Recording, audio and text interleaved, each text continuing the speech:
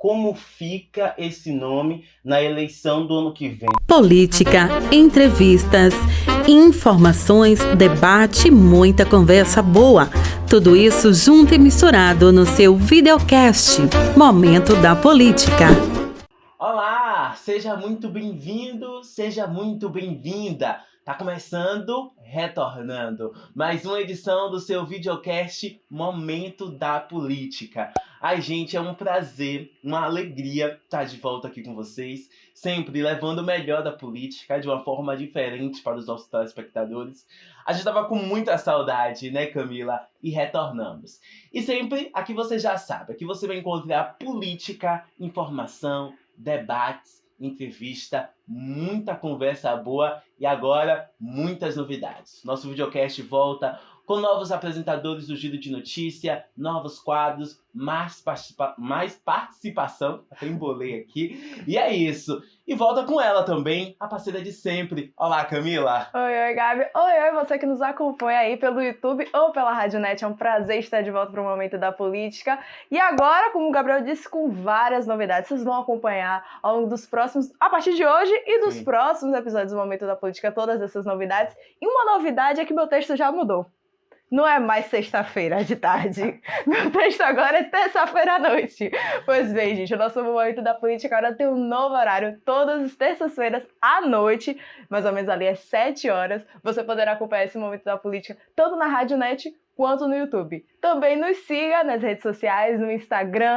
A gente também tá onde? No WhatsApp, que o número vai aparecer, como sempre, em algum lugar que eu não identifico. Já foram 10 episódios ainda, não identifiquei para onde esse número vai, mas vai aparecer na tela para você. Entre em contato com a gente, mande seus comentários, suas críticas. Como eu disse, novamente, é um prazer estar de volta e com um assunto que já tem um tempo que ocorreu, mas a gente vai trazer uma espécie de atualização, né? Uma retrospectiva. Aproveitar esse momento aqui que a política está mais parada, está tendo um recesso. Então a gente vai voltar a alguns assuntos que ficaram em alta aí no mês de junho, início de julho. E qual é o assunto de hoje, Gabi?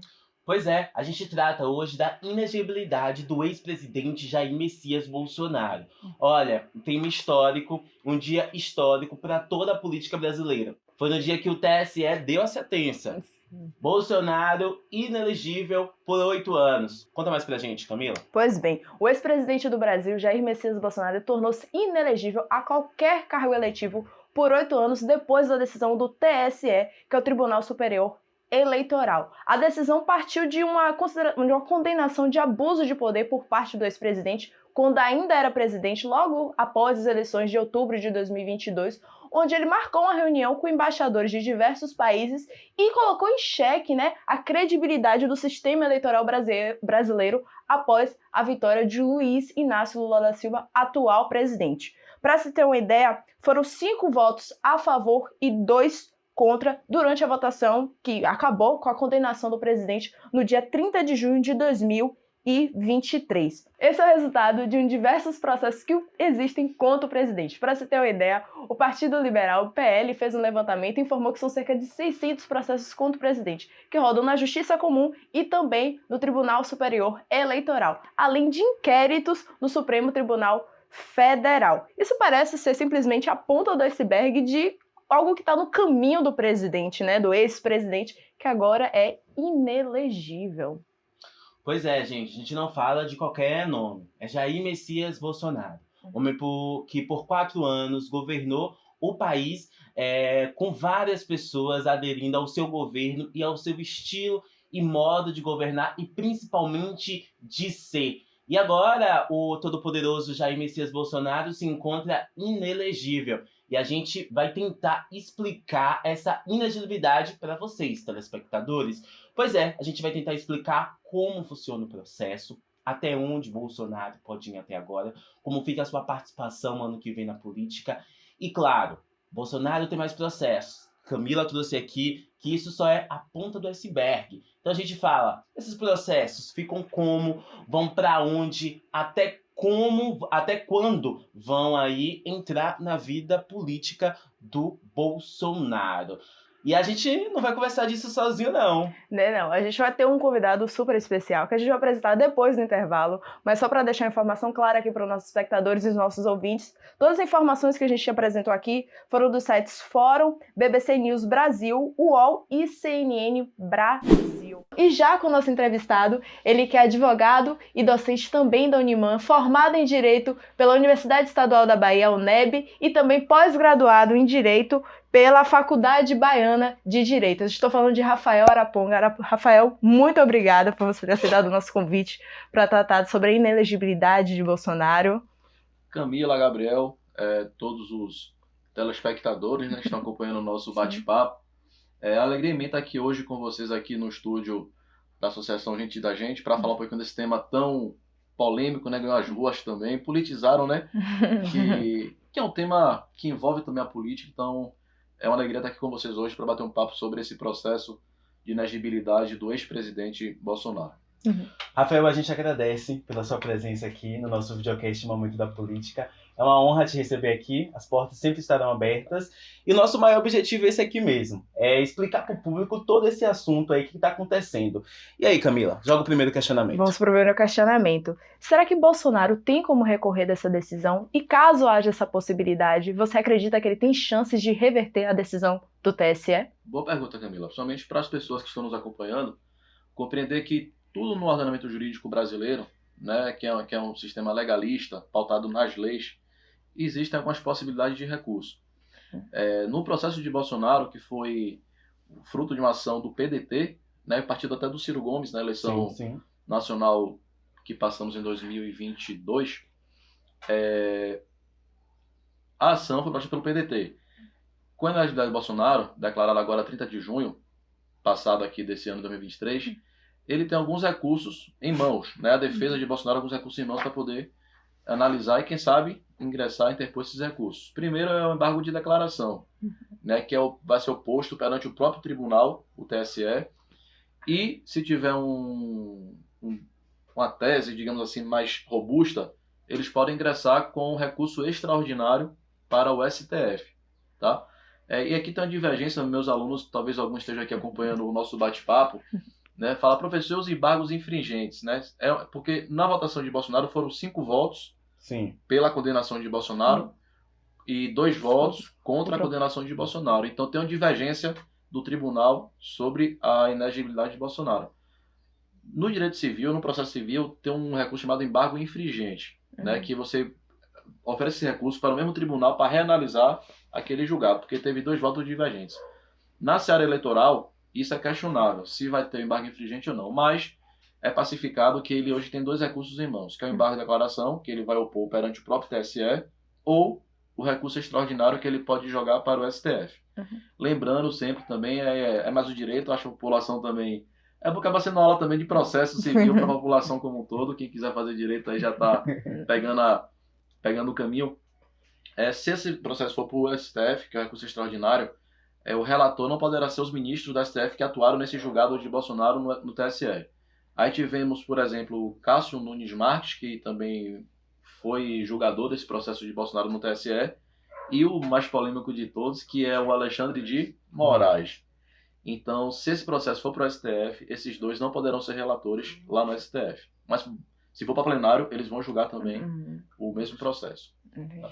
Rafael, na questão da sua área, eu quero uma opinião, como você, uma pessoa da área, eu queria saber, em sua opinião, qual aviso, recado, a justiça dá a essas autoridades políticas com que eles podem e devem falar e fazer com o abuso do poder? Perfeito, Gabriel. A gente ouve muito assim, politizou, né? A gente vê uma eleição politizada, uma eleição polarizada, e tudo que vai envolver Bolsonaro, Lula, acaba que cai na graça da mídia e da população como um todo. O recado que fica é o seguinte, Gabriel, nenhum ser humano, nenhum brasileiro estará acima da lei, tá? O Bolsonaro, o que motivou essa ação contra o Bolsonaro foi uma reunião dele com embaixadores, né, transmitida até pela TV Brasil, que ele teceu críticas sem prova alguma contra o sistema eleitoral brasileiro. Né, um sistema que está sendo construído, lapidado a duras penas. A nossa democracia é muito recente, pessoal. Né, a Constituição Federal vigente é de 1988, ou seja, ainda está em um processo de aperfeiçoamento, então muito recente. Então, quando um presidente da República se porta como Bolsonaro se portou, promovendo ataques contra o sistema eleitoral de forma gratuita, sem nenhuma prova, de certa forma, acaba mexendo, né, com toda a estrutura democrática do Estado brasileiro. Tanto é que a ação, repito, não foi o PT que ingressou com a ação contra o Bolsonaro. Pessoas às vezes confundem, acho que foi o PT e Lula que entrou contra a ação. Não, foi o PDT. A gente observa que os partidos, como um todo, se uniram, né, para defender o sistema democrático vigente no país. Né? A briga não é contra Bolsonaro em si, sim contra qualquer cidadão que se insurja contra o sistema democrático, o sistema plural, sem prova alguma. Né? Ele reuniu lá com os embaixadores, teceu críticas às urnas eletrônicas, sem prova alguma, marcou live para atacar o sistema eleitoral, também não teve prova alguma. Então, assim, o recado que fica é o seguinte: precisamos ter equilíbrio no nosso país. Equilíbrio, só assim o progresso vai se estabelecer, com equilíbrio, com respeito, com democracia, com diálogo. Então, o recado para mim, Gabriel, que foi passado no julgamento de Bolsonaro é o seguinte: vamos agir com prudência, não vamos criticar por criticar, não vamos desestabilizar um sistema democrático recente à toa. Então, cabe a cada um de nós também, vocês como aqui comunicadores, a gente como operadores do direito e toda a população em geral, está sempre vigilante com a democracia, que foi conquistada às duras penas, a gente não pode perder de qualquer forma. Acho que o recado principal que o julgamento trouxe para mim também, como ser político, é justamente esse: respeitar o ordenamento jurídico brasileiro, que é muito recente, a gente tem que sempre estar zelando por ele. Essa decisão do TSE também influencia nos outros julgamentos que há contra o ex-presidente? Então, existem muitas ações face o presidente Bolsonaro, o ex-presidente Bolsonaro. Alguns poderão ter conexão com essa demanda, outros não, até porque a demanda já foi julgada no TSE. Tá? No direito, de uma forma geral, quando a demanda é o mesmo objeto, há uma junção dessas demandas para ter um julgamento único. Outras ações de Bolsonaro não vão ser conexas com essa ação. Tá? Em que pese essa inagibilidade dele hoje estabelecida, não tendo efeito suspensivo, continua vigente. Então ele vai estar aí inelegível até 2030, salvo engano, né? Por baixo de 2 eleições ele não irá participar. Mas o STF pode dar um efeito suspensivo, pode julgar retirando essa condenação de 8 anos de inagibilidade. Mas hoje ele está inelegível, não vai dar as próximas cenas, né? Do que vai ocorrer em relação à inagibilidade do ex-presidente Bolsonaro. Rafael, você fala uma frase que me marcou: vigilantes com a democracia. Sim. Se a gente fala de democracia, a gente já pensa também na eleição do ano que vem, de 2024, que se aproxima. E fica uma confusão na mente da população, porque Bolsonaro inelegível, como fica esse nome na eleição do ano que vem? Eu falo em questão de estar em palanque político, em ser cabo eleitoral, em estar em cima de trio elétrico puxando voto. Ele vai poder fazer tudo isso, Rafael, mesmo inelegível? Boa pergunta. A população vai ficar a par de tudo o que representa essa inelegibilidade. Primeiro ponto, ele não pode se registrar como um candidato. Tá? Esse é o ponto crucial da inelegibilidade. Mas ele, como todo cidadão brasileiro, tem garantia de manifestar o seu posicionamento político. Né? Ele tem participado aí das convenções lá do PL, Sim. que é o partido que ele faz parte. Teve até um conflito aí com o governador de São Paulo, Tarcísio, né, que é uma posição mais... Aqui já politizando, não tem como a gente não entrar na política. O Tarcísio é mais de diálogo, ele é mais radical. Então gravaram um vídeo, inclusive, lá da reunião do PL, que eles tiveram atrito. Então ele pode se posicionar enquanto cidadão na ideologia que ele defende. Mas não poderá, de forma institucional, registrar a candidatura. Ele está proibido de fazer isso hoje. 8 anos, até 2030 não pode nenhum registro de candidatura. Prefeito, vereador, governador, senador, deputado, presidente, está inelegível. Agora, como cidadão, ele pode se externar a posição dele. Tem feito encontros aí, né? Lives e por aí vai. Que faz parte de um sistema que ele mesmo atacou. A gente observa isso, né? A fala de Bolsonaro atacou um sistema que permite que ele faça a política dele. Pois bem, vamos para a nossa última pergunta. Certo? Eu tô gostando, pode levar até mais aí, que eu tô gostando de estar aqui com vocês. Mesmo na agonia, né? Tava dando aula, vim pra cá correndo, Sim. mas é uma comunidade de associação que tem muito respeito da gente. Né? O trabalho que vocês fazem aqui, eu acho muito bacana. Bimba e toda a diretoria, Renato, né, a galera aí da gente, tem muito minha admiração e tô me sentindo em casa. Que bom. Pausadinha, mas tô me sentindo em casa aqui. Que bom. Em casa. Até esse papo sobre o ex-presidente Bolsonaro e a sua atual condição eleitoral. Que bom, Tá. você se sentindo em casa. Mas a gente tem que encerrar, então a gente vai para a nossa Vamos lá, última vamos pergunta. lá. Dos demais processos que há contra o presidente, qual você acredita que sejam mais preocupantes para a defesa dele? O atual processo já é bastante preocupante, né? Uhum. Bolsonaro, a gente gosta ou não gosta politicamente falando, né? Tem os apoiadores dele, que seguem as ideologias que ele prega. É uma liderança política que tem força, a gente não pode negar isso, não pode fechar os olhos para isso. Foram quase metade da população brasileira quis reconduzir Bolsonaro à presidência. Outra metade, e um pouco mais, não, né? A qual me incluo também. Dando pitaco aqui político também, né? A gente Não, também tem que Pode se ficar à posicionar. vontade, pode ficar. Mas é uma força política tremenda que ele tem até hoje no nosso país. Então acho que esse processo é o que a defesa mais vai ter o cuidado de tentar reverter. Lembrando que o direito como um todo é uma ciência que não é uma ciência exata. Se a gente recordar que o atual presidente, há pouco tempo atrás, era um presidiário. Estava cumprindo um acordo, né, um julgado. Conseguiu reverter e hoje é presidente da República. Então o Bolsonaro também está nesse processo aí, com o jurista lá que o acompanha, que são juristas de qualidade. Tá? A gente não pode também fechar os olhos para isso. Então, Camila, a sua pergunta me remete a dizer o seguinte: acho que eles vão centrar todas as forças, todo o pensamento jurídico para derrubar essa inelegibilidade dele, que 8 anos é... Qualquer líder político não quer ficar afastado das urnas por 8 anos, ainda mais ele que foi ex-presidente da República. Então acredito que esse vai ser o principal desafio da defesa do ex-presidente Bolsonaro. Rafael, a gente agradece a sua presença aqui no nosso videocast Momento da Política. Tenho certeza, foi para mim muito, assim, esclareceu muito essas questões que ficam um pouco de confusão na nossa mente em questão dessa inelegibilidade, o que ele pode fazer, o que ele não pode fazer. Sim. A gente agradece a sua presença no nosso videocast. Volte sempre, vamos chamar mais vezes, tá bom? Pronto, coloco à disposição Camila, Gabriel, toda a associação Gente da Gente, coloco à disposição para estar aqui sempre batendo papo com vocês. Tema jurídico, político, uma alegria estar aqui com vocês, repito, tenho amigos aqui da associação. E espero que tenha contribuído com você que está em casa nos acompanhando em relação à situação do ex-presidente Bolsonaro, né, condenado por 5-2, 8 anos inelegível. E o recado que fica é o seguinte, né? Democracia não se discute, se cumpre. Democracia se debate e não se restringe. Então, um abraço a todos, gratidão, Gabriel, Camila, fiquem com Deus e até a próxima. Obrigada novamente, Rafael. E agora com o nosso giro de notícias com novidades, né, Gabi? Isso aí, gente. Quer novidade? Aqui tem. O nosso giro de notícias agora conta com novos rostos, com novas vozes, um novo time de apresentadores. Olha, quem está apresentando agora esse quadro com a Ana Cristina Jardim, o Emerson Gesteira.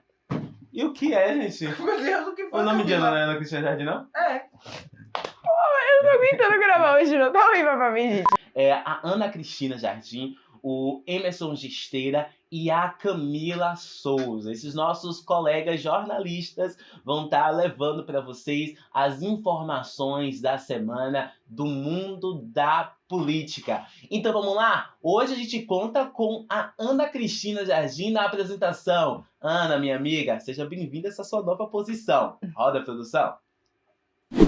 Boa tarde. Giro de notícias no ar. E já começamos falando sobre as eleições presidenciais espanholas, onde Alberto Feijóo, candidato da extrema-direita, se consagrou presidente.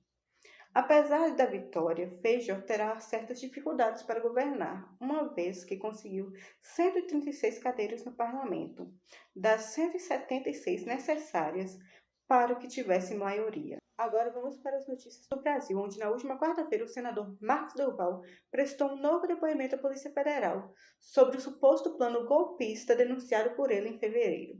Aos investigadores, o senador afirmou ter feito acusações infundadas sobre o ex-presidente Jair Bolsonaro em um momento de raiva, mas continuou acusando o ex-deputado Alexandre Silveira de pedido para gravar uma reunião com o ministro do STF, Alexandre de Moraes. Vale ressaltar que essa já é a quinta versão que Marcos Duval apresenta da mesma história. E nessa segunda-feira ocorreu uma operação da Polícia Federal relacionada ao assassinato da vereadora Marielle Franco e do motorista Anderson Gomes. Durante a operação foi preso o ex-bombeiro Maxel Correa, suspeito de ter levado armas até o apartamento de Bruno Lessa, acusado de ser o executor da vereadora e do motorista. E na última segunda-feira foi inaugurado em Cruz das Almas o novo pavilhão da Universidade Federal do Recôncavo da Bahia. O prédio, que terá capacidade para 3.000 alunos, teve custo de cerca de 6 milhões de reais. No evento de inauguração estiveram presentes o ministro da Educação, Camilo Santana, o ex-governador baiano e atual ministro da Casa Civil, Rui Costa, e o atual governador da Bahia, Jerônimo Rodrigues. Tamo de volta com o seu videocast Momento da Política. Agradecer a Ana Cristina mais uma vez pela sua participação no Giro de Notícias. E agora chegou o momento de encerrar o episódio de hoje, Camila Silva. Exatamente, gente. A gente está encerrando mais um episódio do seu Momento da Política. Lembrando agora que estamos aqui todas as terças-feiras, às 7 horas da noite, seja na Rádio Net ou no YouTube. Também nos acompanhe nas redes sociais, @Momento da Política, e mande uma mensagem, um áudio, um vídeo, um carinho, um beijo pra gente através do nosso WhatsApp, que o número vai estar aparecendo aqui em algum lugar, e a gente se encontra no próximo episódio. Agradecer a toda a equipe que faz o nosso videocast Momento da Política acontecer. Emerson Gesteira, Ana Cristina e Camila Souza na apresentação, Luana Santiago na direção e edição e Danilo Santos na parte do design gráfico e também a Bimba da gente na parte da técnica. Tchau, tchau, minha gente. Muito obrigado pela sua audiência. Até o próximo episódio. Um beijo. Política, entrevistas, informações, debate, muita conversa boa. Tudo isso junto e misturado no seu videocast Momento da Política.